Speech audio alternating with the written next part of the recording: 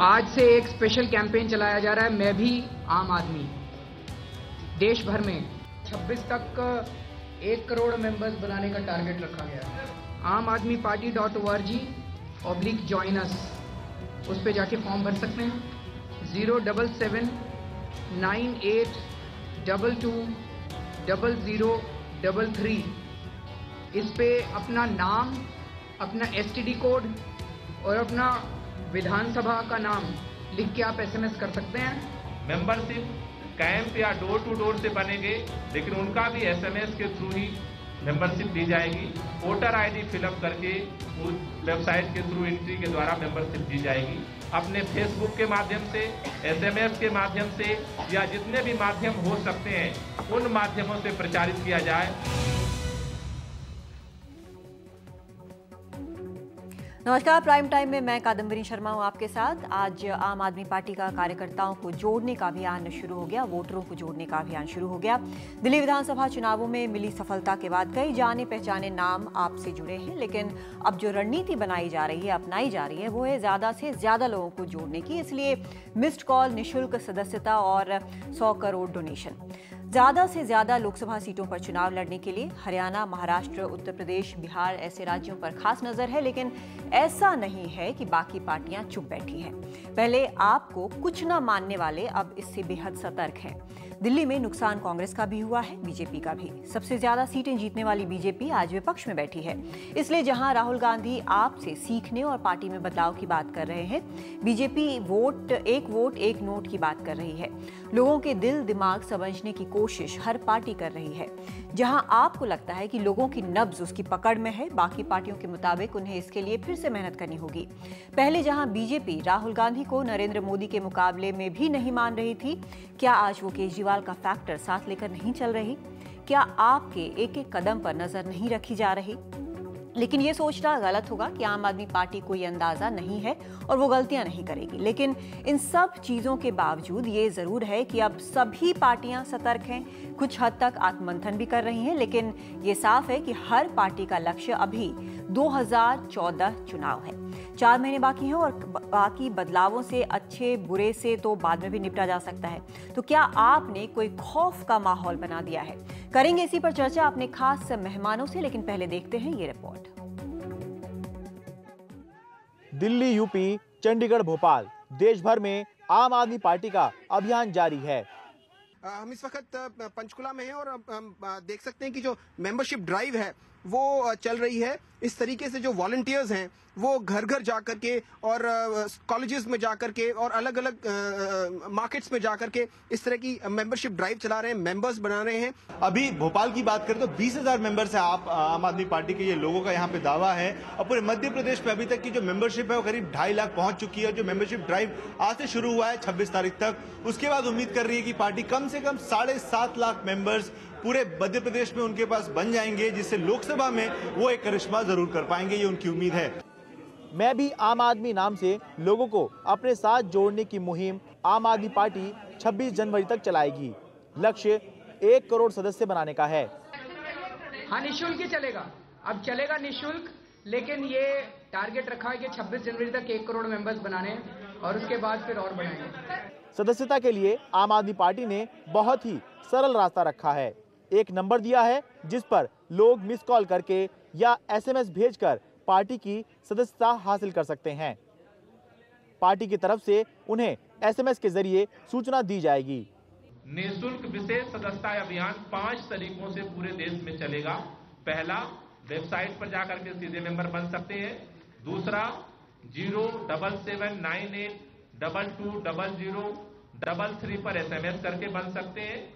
तीसरा, miss call भी कोई करेगा तो उसको हमारी तरफ से SMS जाएगा, उसे क्या करना है, बन सकते हैं।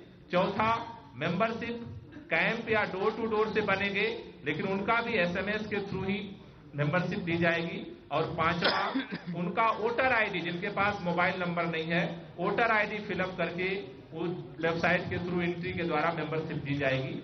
पहले पार्टी सदस्यता के लिए 10 रुपए लेती थी, लेकिन फिलहाल इसे मुफ्त कर दिया गया है। सदस्यता अभियान चलाकर आम आदमी पार्टी कम से कम समय में ज्यादा से ज्यादा लोगों को अपने साथ जोड़कर अपने पक्ष में एक माहौल बनाना चाहती है। शायद कोई पॉलिटिकल पार्टी पहली बार इस तरह से काम कर रही है। और हो भी क्यों ना, जब 2020 मैच खेल रहे हैं तो काम तो ऐसे ही होंगे।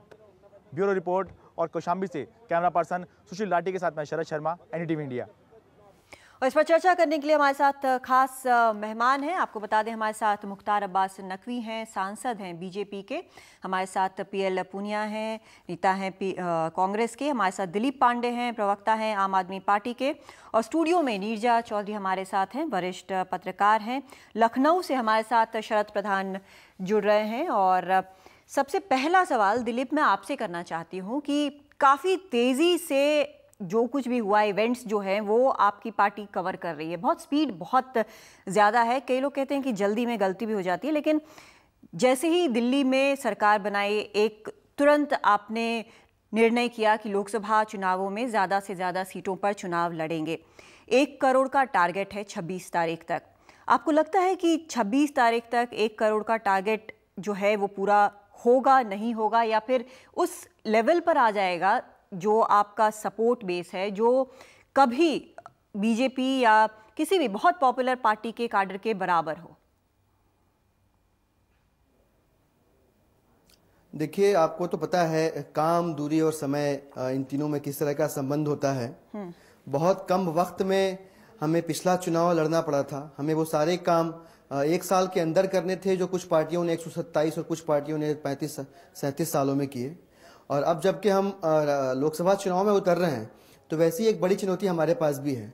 हमें तो ये लगता है कि 1 करोड़ क्यों, उससे ज़्यादा लोग जुड़ने चाहिए। 26 तारीख तक 1 करोड़ का टारगेट सेट करने का मतलब ये था कि जब लक्ष्य निर्धारित रहता है तो आपको ऊर्जा इकट्ठा करना, आपको कितना पेट्रोल भरना है ये आप तय कर पाते हो अपनी गाड़ी में। तो इस वजह से हमने एक लक्ष्य तय किया है और जिस तरह का रिस्पॉन्स आज मिला है, हमें पूरा विश्वास है कि हमें लगता है इसे 1 करोड़ से पार कर जाएंगे, हम इस संख्या को हम पार कर जाएंगे। क्योंकि पूरे देश में दिल्ली के चुनाव परिणामों के बाद एक अभूतपूर्व राजनीतिक ऊर्जा का संचार हुआ है। मतलब ऊपर से लेकर के नीचे तक पूरे देश में लोग इतनी ज्यादा संख्या में जुड़ रहे हैं। कई जगहों से सुनने में आ रहा था आज के पहले कि सुबह से लेकर शाम तक तो लाइन लगा के खड़े हैं। इस तरह की जो चीज थी हमें अभी तक दिखी नहीं थी स्थापित राजनीतिक दलों के अंदर। तो बहुत ओवरवेलमिंग रिस्पॉन्स है। मुझे लगता है कि इसको टैप करने की जरूरत है और इस तरह का प्रोग्राम चलाना हमारे लिए अपरिहार्य था, हमें करना ही था ये। ठीक है, मुख्तार अब्बास नकवी आपसे जानना चाहते हैं, ये माना जाता है कि आपके बीजेपी के साथ RSS का काडर जो है वो बहुत मजबूत है, हमेशा रहता है, बना रहता है। लेकिन जिस तरह से अभी यहाँ पर दिलीप पांडे भी जो बोल रहे हैं कि काफ़ी लोग जुड़ने को तैयार हैं, खासकर दिल्ली चुनाव के बाद हमने देखा है कि काफ़ी ज़्यादा लोगों का इंटरेस्ट इसमें हुआ है, काफ़ी जाने पहचाने चेहरे भी आए। क्या जिस तरह से तेज़ी से चीज़ें यहाँ पर बदल रही हैं, क्या उससे कहीं कोई घबराहट होती है या लगता है कि आपका जो बेस है वो कहीं ना कहीं आम आदमी पार्टी धीरे धीरे उसको अलग कर रही है? देखिए, करप्शन और कुशासन के खिलाफ एक देश भर में क्रांति का माहौल है और उस क्रांति के साथ साथ सुशासन के लिए समुद्र मंथन भी चल रहा है। निश्चित तौर से उस समुद्र मंथन में क्या निकलेगा ये तो अभी देखने की बात है।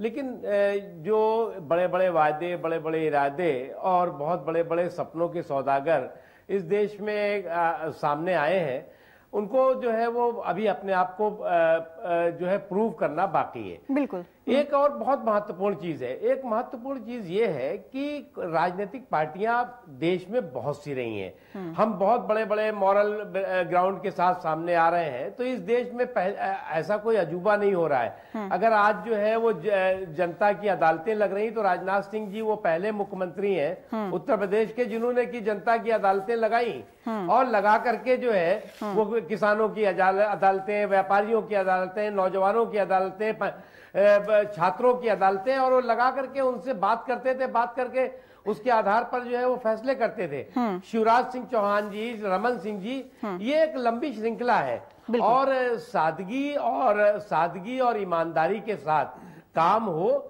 ये राजनीतिक क्षेत्र में जो लोग काम कर रहे हैं, जो लोग सार्वजनिक क्षेत्र में कर रहे हैं, ये उनके संस्कार में होना चाहिए। ये कोई बहुत बड़ी उपलब्धि नहीं है। आप एकदम सही बात कह रहे हैं नकवी जी, आप एकदम सही बात कर रहे हैं। लेकिन फिर जब पूरी स्थिति हम देखते हैं तो एक चीज जो सामने आ रही है वो है बदलाव। बदलाव हो सकता है कि आम आदमी पार्टी सॉल्यूशन ना हो, लेकिन एक प्रोसेस जरूर बन गया है, एक प्रक्रिया जरूर बन गया है, चाहे वो निदान हो या ना हो। जब आपके एक मुख्यमंत्री जैसे मनोहर पर्रिकर हैं, उन्होंने कहा कि कहीं ना कहीं कुछ समस्या ज़रूर है और जो बैड एग्स हैं, जो भी गलत है बीजेपी में, उसको हटाने का वक्त आ गया है। और जो पहले बीजेपी थी वो आज आप है, यानी कि जो बदलाव आया है उनकी नज़र में, जिसको आप कहते हैं मनोहर पर्रिकर के लिए आप लोगों के यहाँ बहुत इज्जत है और वो भी काफ़ी सादगी से और अच्छे एडमिनिस्ट्रेटर हैं। तो इन सब चीज़ों को देखकर जब ऐसा कोई आपका मुख्यमंत्री ये कहता है तो लगता है कि पार्टी में कहीं कुछ है। और आरएसएस भी जब कहती है कि सतर्क रहने की ज़रूरत, तो मतलब कुछ ऐसा है जिसको लेकर आपके अंदर भी अभी कहीं घबराहट, सुगबुगाहट कुछ चल रहा है। देखिए कादम्बिनी जी, हमें कभी मार्केटिंग करने की जरूरत नहीं पड़ी। हमने कभी नहीं बताया कि हमारे राष्ट्रीय अध्यक्ष राजनाथ सिंह जी जमीन में बैठ करके और थाली में खाना खाते हैं और खुद खाना बनाते हैं कभी कभी। हमने कभी नहीं बताया कि शिवराज सिंह जी अगर उनके यहाँ कोई मेहमान जाता है तो वो खुद खाना बनाते हैं और खुद खाना खिलाते हैं। हमने कभी नहीं बताया कि रमन सिंह जी हमारे कितनी सादगी के साथ रहते हैं। हमें उसकी मार्केटिंग करने की जरूरत नहीं, क्योंकि लेकिन आपको लगता नहीं है कि मार्केटिंग नहीं की तो नुकसान हो रहा है? नहीं, वो बात सही है। ये जो बात आपकी है कि मीडिया मार्केटिंग की भी कभी कभी जरूरत पड़ती है, और लेकिन हम मानते हैं कि ये मीडिया मार्केटिंग या ये मार्केटिंग जो है वो अस्थायी नहीं होती। अस्थायी वो होता है जो आपके संस्कार होते हैं। आज जो है वो एक माहौल है, इसको हम स्वीकार करते हैं। और जो आप पार्टी ने जो लोगों के सामने तस्वीर पेश की है, उसको हम किसी तरह से भी हम खंडन नहीं करते। ये अच्छी बात है, एक अच्छी शुरुआत है।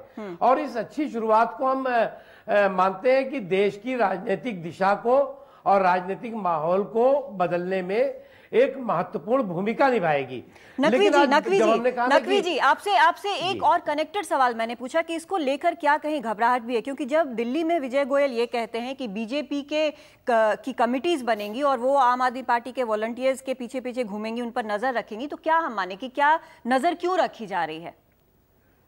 नहीं, वॉलंटियर्स के पीछे नहीं कहा उन्होंने कहा कि जो आम आदमी पार्टी की ये सरकार है, जो उसने वायदे किए हैं, जो उसने बहुत बड़ी बड़ी घोषणाएं की हैं, उन घोषणाओं को वो आम आदमी तक सच्चाई के साथ उतार सके, उसकी निगरानी और उसकी चौकीदारी का काम करेंगे। तो ये तो कोई बुराई नहीं है। हमने विपक्ष की भूमिका स्वीकार की है, तो जब विपक्ष की भूमिका स्वीकार की है तो हमारी जिम्मेदारी है कि हम चौकीदारी भी करें और निगरानी भी करें। ठीक है, चलिए सतर्क हो गए आप लोग, ये भी बड़ी अच्छी बात है। पूनिया जी, आपसे जानना चाहते हैं, जो स्थिति बनी हुई है, जो यहाँ पर नकवी साहब कह रहे हैं, हालांकि वो क्लियर कट नहीं मान रहे, लेकिन नज़र रखे हुए हैं, बहुत तेज़ नज़र रखे हुए हैं आम आदमी पार्टी पे। आपकी पार्टी में क्या चल रहा है? दिल्ली में हालांकि आपने सपोर्ट दिया है, लेकिन ऐसा नहीं है कि ये सपोर्ट भी अनकंडीशनल है, ये सशर्त सपोर्ट है और नज़र आप भी रखे हुए हैं।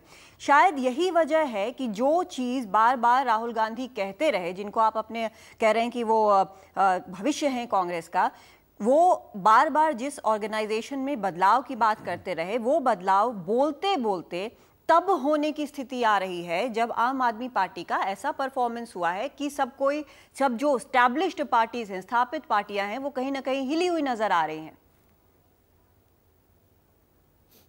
देखिए, सदस्यता अभियान इनके द्वारा, आम आदमी पार्टी के द्वारा किया जा रहा है, और राहुल गांधी जी जिनका जिक्र आपने किया जी, उन्होंने एनएसयूआई को सदस्यता के माध्यम से संगठन तैयार किया, यूथ कांग्रेस का सदस्यता के माध्यम से संगठन तैयार किया। आज राष्ट्रीय स्तर पर से लेकर और बूथ स्तर पर उनका संगठन है, और इसी तरह से कांग्रेस पार्टी का भी सदस्यता अभियान जारी है। बूथ स्तर पर जो हमारे लोग हैं उनको कापियां दी हुई हैं, वो सदस्यता अभियान अपना चलाए हुए हैं। लेकिन इन्होंने बड़े धूम धड़ाके के साथ में इसको काम किया है, और मैं बताना चाहूंगा कि जो बदलाव है वो जनता लाती है। ये सही है कि आम आदमी पार्टी के द्वारा उसको अपेक्षाएं सर्जित की और अपेक्षाओं के आधार पर परिवर्तन आया, और अब सोच बदल रही है। उस सोच के हिसाब से सभी को मैं समझता हूं कि अपने को ढालना भी चाहिए, क्योंकि जनता मास्टर है। हाँ, वही सवाल पूनिया जी, सवाल वही असली मालिक है, सवाल मेरा यही असली मालिक है। पूनिया जी, सवाल मेरा यही है कि जब ऐसा एक फिनोमेना निकलकर सामने आ गया आम आदमी पार्टी का, उसके बाद आप लोग अचानक हरकत में क्यों आए? पहले क्यों नहीं हुआ ये? देखिए, अचानक हरकत में आने की बात नहीं है भाई। हम भी अपनी राजनीति कर रहे हैं, जनता की राजनीति कर रहे हैं। अगर वो 29% वोट पाए तो 25% हम भी पाए हैं, 33% दिल्ली में भारतीय जनता पार्टी भी पाए हैं। ऐसा नहीं है कि कोई एक सिरे से आप पार्टी को जन समुदाय उनको मिल गया हो और उससे उत्साहित हो गए। ये जनता तय करेगी कि कौन किसको सत्ता में बैठाएं, कौन किसको कितना वोट दें, कौन किसको जिता, किस कैंडिडेट को जिताएं। और इसमें मैं एक और बताना चाहूंगा कि जब भी चुनाव होता है, खासतौर से लोकसभा का चुनाव होगा, तो उसमें कैंडिडेट विशेष रूप से प्राथमिकता के आधार पर लोग देखते हैं। ये जरूर देखते हैं कि केंद्र में सरकार किसकी बनेगी, भारतीय जनता पार्टी की नेतृत्व बनेगी, कांग्रेस पार्टी की नेतृत्व बनेगी। बाकी इनके साथ में जुड़ने वाले अलाइज होते हैं। और ये बात भी विशेष रूप से जनता के ध्यान में रहता है, जो कि राज्य सरकार बनती है, प्रदेशों के चुनाव है, उसमें ये अहमियत इतना नहीं रखता है जितना कि लोकसभा के चुनाव में। तो इन सभी पहलुओं को देखते हुए चुनाव होगा, जनता उसको परखेगी, कौन कैंडिडेट चुन के जाना चाहिए, जिसकी सरकार बननी चाहिए, जनता उसको देख। शायद यही वजह है कि आज जब राहुल गांधी निकले हैं स्क्रीनिंग कमेटी की मीटिंग के बाद, तो वो कह रहे हैं, सर मैं 1 मिनट आ रही हूँ, वो कह रहे हैं कि जो टिकट जो बांटे जाएंगे उसमें आम आदमी का सुना जाए। यानी कि हम ये मान के चलें कि अभी तक जो एक जिसको कहते हैं विस्पर्स जो यहाँ पर चल रहा है, राजनीतिक कॉरिडोर्स में भी जो चल रहा है कि कांग्रेस हथियार डाल चुकी है, ऐसा नहीं है? क्या हम ये मान के चले? नहीं, बिल्कुल नहीं। नहीं, हथियार डालने की बात नहीं है, कोई सवाल ही नहीं है, कोई सवाल ही नहीं पैदा होता। हम राष्ट्रीय पार्टी हैं, हमारी सरकार है, हमारी 12 राज्यों में हमारे मुख्यमंत्री हैं, प्रदेशों में सरकार में है, जो किसी के पास में नहीं है। हथियार डालने की कौन सी बात है? हम पूरी तरह से सशक्त हैं और इसका चुनाव लड़के आएंगे और जीतेंगे और यूपीए 3 का गठन होगा। ठीक है, नकवी जी आप कुछ कहना चाहते हैं, आप बोल लीजिए, फिर मैं नीरजा जी से बात करना चाहती हूँ। हाँ, देखिए, पहली बात ये है कि जो मेंबरशिप की बात आप कर रही हैं, हम भी हर साल मेंबरशिप कैंपेन चलाते हैं, हर साल जो है वो मेंबरशिप कराते हैं, और आज भी हमारे पास जो है वो केवल करोड़ों में मेंबर है। और ये कहते हैं कि साहब जो है वो हम करोड़ों में तो जो है वो 2 महीने में बना लेंगे, तो वो इनको मुबारक हो, अब कितने दिन में बनाएंगे क्या। देखिए, एक तो किसी सोशल क्लब की मेंबरशिप होती है, एक पॉलिटिकल जो है वो आंदोलन की मेंबरशिप होती है, उसमें जमीन और आसमान का फर्क है। अगर आज जो राजनीतिक क्षेत्रों में लोग काम कर रहे हैं, वो वर्षों से, दशकों से खेत खलिहान, चौपाल चौराहों पे संघर्ष करके और आम लोगों के सरोकार के लिए अपना खून पसीना बहा करके, पुलिस की डंडे लाठी खा करके, जेल के सीखचों में बंद होकर के आज जो है वो खड़े हुए हैं। इसलिए ये कहना कि साहब अगर कोई एक दिन पहले स्काई लैब आया है, तो वो स्काई लैब तमाम वर्षों से जो लोग राजनीतिक क्षेत्र में, सामाजिक क्षेत्र में काम कर रहे हैं, वो स्काई लैब पूरे के पूरे उस राजनीतिक क्षेत्र और सामाजिक क्षेत्र में काम करने वाले लोगों को दबा देगा, खत्म कर देगा। जो बात आप घुमा फिरा के कह रहे हैं, वो जनार्दन द्विवेदी ने सीधा ये बोला था कि इनके पास आइडियोलॉजी नहीं है। उस पर मैं आऊंगी, दिलीप पांडे से पूछूंगी, लेकिन नीरजा जी जो स्थिति बनती दिख रही है उसमें कहीं ना कहीं अब ये मान के चला जा रहा है कि हम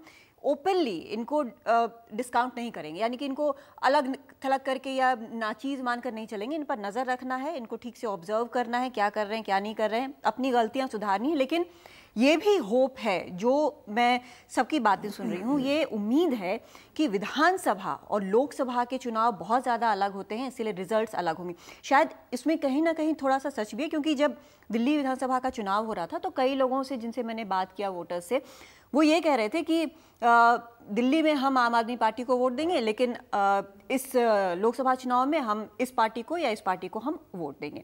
ये एक डिवीजन उनके अंदर कहीं दिख रहा था। क्या ये दिल्ली चुनाव के नतीजे आने के बाद क्या आपको लगता है कि ये एक मेंटालिटी भी हो सकता है कहीं चेंज हुई हो, जो पार्टियां नहीं समझ रही हैं, स्थापित पार्टियां? देखिए, अगर हम तुलना करें आज और से 2 महीने पहले की, क्या मैंने सोचा भी था कि अरविंद केजरीवाल मुख्यमंत्री हो जाएंगे दिल्ली के? क्या हमने सोचा भी था कि आम आदमी पार्टी के नेता अरविंद केजरीवाल को प्रधानमंत्री के कंटेंडर्स में माना जाएगा, जो सर्वेज कह रहे हैं, और कह रहे हैं राहुल गांधी से आगे हैं। अब सही है गलत है, सैंपल कितना बड़ा, 8 सिटीज में किया गया, वो अलग चीज है। सवाल क्या था, पूरा साल राहुल वर्सेस मोदी। राहुल उस समय कांग्रेस के कंटेंडर भी नहीं थे प्रधानमंत्रीशिप के। अब वो कंटेंडर होने जा रहे हैं 4-5 दिन में, और होने जा रहे हैं तो सवाल ही बदल गया है। ऑफिशियली होने जा रहे हैं, ऑफिशियली होने जा रहे हैं। अब सवाल राहुल वर्सेस मोदी नहीं रहा है। क्या अरविंद केजरीवाल आप मोदी का रथ रोक देंगे? वो भी सवाल वहां तक सीमित नहीं रहा है, जो कि नए साल पे हम बात कर रहे थे पहले सप्ताह में। अब सवाल है, क्या आप अगली सरकार में शामिल होंगे, और क्या ऐसी स्थिति आ सकती है कि उसकी अगुवाई करेंगे? मतलब देखिए कितनी तेजी से चीजें बदलती जा रही हैं। और कहीं ना कहीं किसी ने अभी कहा ये कि आप तो एक हिस्टोरिक देश में एक बहुत ही ऐतिहासिक दौर से हम गुजर रहे हैं, जहाँ की फंडामेंटल चीजें परिवर्तन आ रहा है। एक आशा जाग रही है लोगों में कि परिवर्तन हो सकता है, हम उस परिवर्तन का हिस्सा बन सकते हैं। आप तो बिल्कुल उसका रिफ्लेक्शन है, वो ठीक जगह ठीक टाइम पे वहां थे। टाइमिंग में बड़ा मैटर लेकिन करता है। ये जो चेंज आ रहा है वो हमारे यंग लोगों में आ रहा है, मध्य वर्गीय लोगों में आ रहा है, खासकर अर्बन सेंटर्स में आ रहा है। और कहीं ना कहीं आपने वो जन समूह की नब्ज पकड़ ली है। और जो बहुत अहम चीज हो रही है, मैं मानती हूँ कि पॉलिटिशियन में दोबारा विश्वास आ रहा है लोगों का।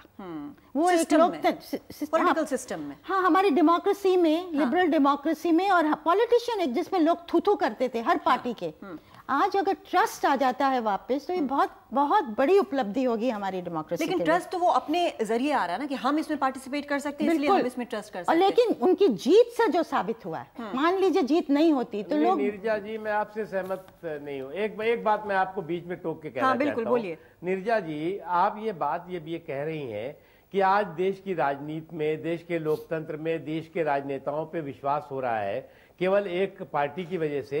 तो आपको याद होगा, आप तो बहुत ही लिखती पढ़ती रहती हैं, आप बहुत वरिष्ठ हैं, कि इस पिछले 10 जो चुनाव हुए हैं, उस 10 चुनावों में 80%, 85% लोगों ने वोट तब दिया जब आप पार्टी या इसके नेता खड़े होकर के देश के लोकतंत्र को, देश की राजनीतिक व्यवस्था को और देश के पूरे सिस्टम को गाली देते थे।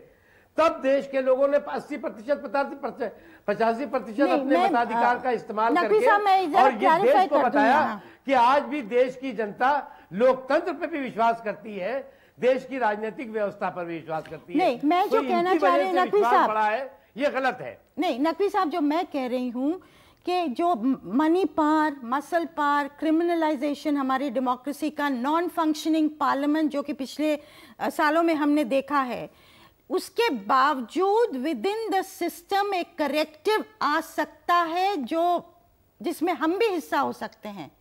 वो जो भावना आ गई है कि आप वायलेंस की तरफ जाए बिना ही ये करेक्टिव्स को ला सकते हैं, वो मैं मानती हूँ बहुत इंपॉर्टेंट चीजें हो रही हैं। बहुत जरूरी, ठीक है। वही चीज जो आप भी नकवी जी बोल रहे हैं कि चेंज है, आप भी मान रही हैं, सही बात है। लेकिन एक सवाल जो यहाँ पर बार बार उठता है, जो आपने भी घुमा फिरा कर उठाया और जो कांग्रेस काफी सीधे तौर पर उठा रही है, दिलीप आपसे जानना चाहती हूँ, बार बार कहा जा रहा है कि आपके पास आइडियोलॉजी नहीं है, एक्शन का रिएक्शन है आप, लेकिन आइडियोलॉजी नहीं है। क्या इस बात से आप इत्तेफाक रखते हैं? दो चीजें हैं अभी तो, इससे पहले कि मैं आपके प्रश्न के उत्तर पे आऊं कि हमारे पास आइडियोलॉजी है कि नहीं।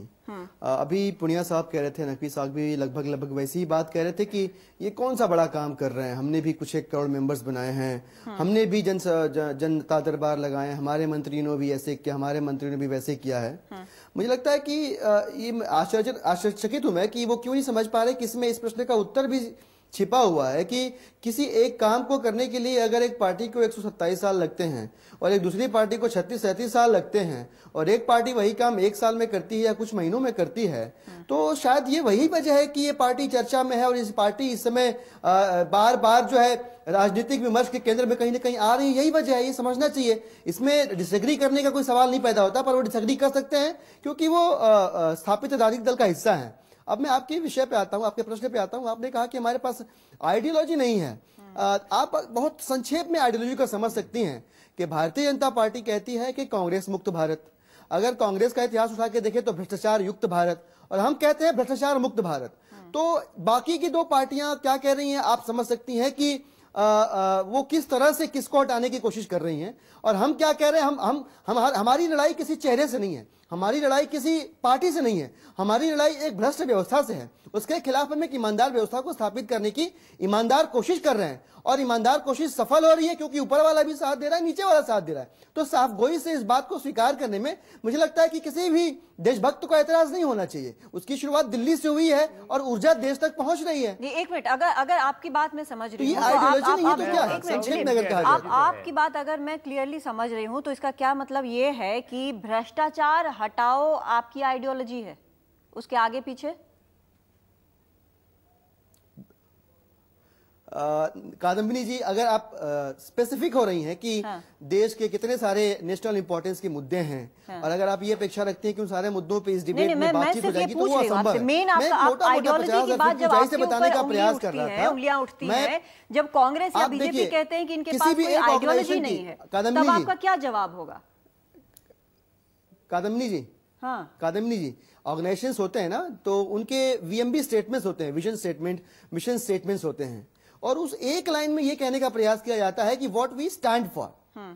हम ये कह रहे हैं कि हम एक भ्रष्ट व्यवस्था को उखाड़ के एक ईमानदार व्यवस्था को स्थापित करने का प्रयास कर रहे हैं। हमारा संघर्ष व्यवस्था परिवर्तन के लिए है, जबकि जो स्थापित राजनीतिक दल हैं वो सिर्फ सत्ता परिवर्तन करते रहे। मोटा मोटा उनकी जो फिलॉसफी रही है वो ये रही है कि भाई एक थिएटर है और सत्ता परिवर्तन के बैनर तले कभी कांग्रेस की फिल्म लग जाती है तो कभी भारतीय जनता पार्टी की फिल्म लग जाती है। अब ये ऐसा पहली बार हो रहा है कि व्यवस्था परिवर्तन के बैनर तले एक नई फिल्म लग रही है, लोग इसको पसंद कर रहे हैं। दमघोटू राजनीति से निकलने के बाद एक साफ सुंदर स्वच्छ हवा में सांस लेने का उनको मौका मिल रहा है। ये आइडियोलॉजी नहीं है तो क्या है कि दोबारा राजनीति में विश्वास स्थापित हो रहा है। शकील अहमद ने कहा है कि जो लालू यादव लोग मतलब गलत तरीके से शब्द का इस्तेमाल करते थे, उसमें दोबारा स्थापित हो रहा है विश्वास, कम बड़ी बात है। दिलीप, जो शकील अहमद का बयान है, उन्होंने आज कहा है कि जो पहले लालू यादव के तेवर थे वो पहले आप आम आदमी पार्टी की तरह थे, लेकिन आज जो स्थिति है आप सबको पता है। मैं शरद प्रधान के पास जाना चाहती हूँ। यहाँ आइडियोलॉजी, भ्रष्टाचार हटाओ, बहुत सारी चीजें हैं, बहुत सारे मुद्दे हैं। जी पुनिया जी, मैं आती हूँ, एक मिनट। शरद प्रधान से मैं जानना चाहती हूँ, शरद प्रधान जी, उत्तर प्रदेश या बिहार की हम बात कर रहे हैं जो कि मेन फोकस होता है जब लोकसभा चुनाव होते हैं, तो ये मेन फोकस होता है, बहुत जरूरी, बहुत इंपॉर्टेंट स्टेट्स हैं। जो चीज़ यहाँ पर एक रिएक्शनरी फोर्स अगर लार्जली हम देखें तो आम आदमी पार्टी को यही कहा जा रहा है, जो बार बार कहा जाता है कि आइडियोलॉजी इनके पास नहीं है। यहाँ पर दिलीप पांडे क्लियर कर रहे हैं कि भ्रष्टाचार हटाने की जरूरत है और बाकी पार्टियां ऐसा नहीं कर रही हैं। हालांकि अपनी तरफ से वो भी कह रही हैं कि वो भी यही कर रही हैं और शायद काफ़ी हद तक करने की कोशिश भी की होगी क्योंकि मूड भी काफ़ी बदल रहा है लोगों का। लेकिन जब यूपी जैसे स्टेट की हम बात करते हैं, वहाँ पर जो कुछ हो रहा है, आज जो हुआ वो भी आपने देखा, जो प्रेस कॉन्फ्रेंस थी वो भी आपने देखा। जब एक स्थिति उस तरह की बनती है जहां बाहुबल, पैसा सब इस्तेमाल होता है, तो आप जैसी पार्टी के लिए या क्लीन पॉलिटिक्स की जिसकी हम बात करते हैं, क्या उतना आसान होगा, रास्ता उतना आसान होगा जितना दिल्ली में था? दिल्ली में उस तरह की राजनीति शायद नहीं है जिस तरह की यूपी या बिहार में है। यही सबसे बड़ा कंट्रीब्यूशन है आम आदमी पार्टी का इस देश में, जो ये जागृति हुई है कि आम आदमी यानी ईमानदार आदमी जो है वो भी चुनाव लड़ सकता है और जीत सकता है। आज तक क्या होता था, कोई अगर शरीफ आदमी खड़ा हो जाता था चुनाव में, जो भला आदमी है, तो उसको लोग वोट भी नहीं डालते थे, उसकी जमानत जब्त हो जाती थी क्योंकि लोग सोचते थे इसको वोट डालने में तो ये शरीफ आदमी है तो जीतेगा नहीं, इसके पास कोई बेस नहीं है, जाति नहीं है। जातिवाद, कम्युनल पॉलिटिक्स, ये दोनों चीजें उत्तर प्रदेश और बिहार की राजनीति में बड़ी डीप रूटेड रही हैं। इस पार्टी ने आकर के, आम आदमी पार्टी ने लोगों को यह एहसास दिलाया है कि इसके बगैर भी, इसके आगे भी दुनिया है। और जो बदलाव यूथ ने इसमें जो लाया है, जो यूथ लाया है, जो कि जाति और धर्म के राजनीति से उठ करके वोट करता है, ग्राउंड रियलिटी क्या है आज की तारीख में? 4 महीने में, 6 महीने में जमीन पर स्थिति है वो नहीं बदलती है। कादम्बिनी, नहीं, गांव में ये चीज पहुंचने में थोड़ा वक्त लगेगा, लेकिन शहरों में ये चीज ऑलरेडी आ गई है। ये जागृति दिख रही है, जिस तरीके से सर्ज हुआ है मेंबरशिप के लिए इस पार्टी के लिए, उससे साफ जाहिर होता है कि शहरों में जितना जो मिडिल क्लास का एक बड़ा भारी तबका है, जो त्रस्त हो चुका है भ्रष्टाचार से, जो त्रस्त हो चुका है जातिवाद राजनीति से, जो त्रस्त हो चुका है कम्युनल राजनीति से, यही कारण है कि आज Congress, BJP, Samajwadi party, Bahujan Samaj party या लालू की राष्ट्रीय लोकदल, इन लोगों में एक ये खौफ पैदा हो गया इस पार्टी से